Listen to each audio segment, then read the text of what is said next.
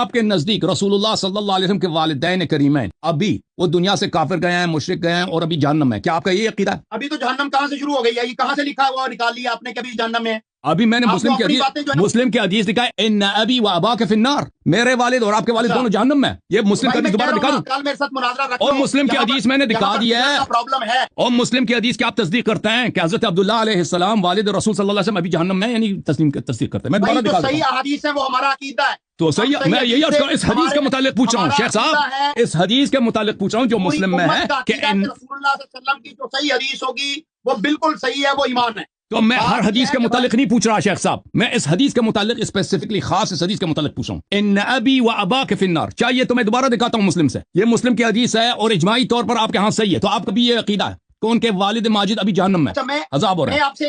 मैं आपसे सवाल कर रहा हूँ। मेरे सवाल का पहले जवाब दे दो फिर सवाल करो। मेरे सवाल का पहले जवाब दे दो।